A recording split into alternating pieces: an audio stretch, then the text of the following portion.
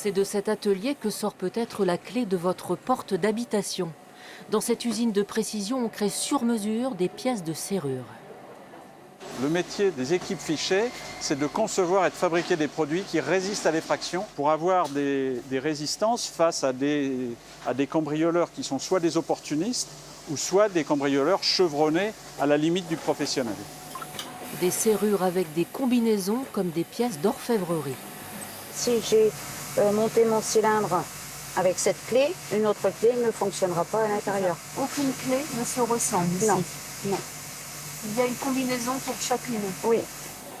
250 salariés ici, la plupart travaillent de génération en génération. J'ai ma belle-mère, mon beau-père, j'ai une tante aussi qui a travaillé, c'est elle qui m'a fait rentrer ici d'ailleurs. Elle m'a fait rentrer, mes beaux-parents qui habitent dans les cités là-haut aussi. C'est beaucoup familial ici chez nous, il y a une bonne camaraderie.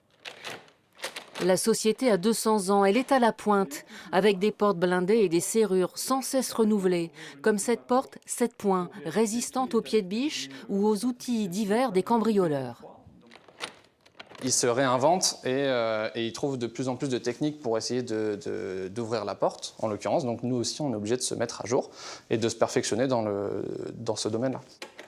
Si le thermique et l'acoustique sont les deux autres priorités, la porte du futur est sans clé. Donc tout est pilotable via l'application. On voit le journal, c'est-à-dire à quelle heure j'ai ouvert la porte, à quelle heure je l'ai verrouillée, déverrouillée. Vous pouvez suivre tout en temps réel. Et le téléphone devient la clé, le doigt de la main aussi. Et donc vous arrivez soit avec votre empreinte digitale si elle a été enregistrée, donc vous mettez juste votre doigt, et en l'occurrence, votre porte s'ouvre. Il faut moins d'1 an pour concevoir ces portes dans le bureau d'études. Fichet vient d'être élu dans un sondage une des entreprises préférées des Français, dont on est fier de se rappeler l'histoire.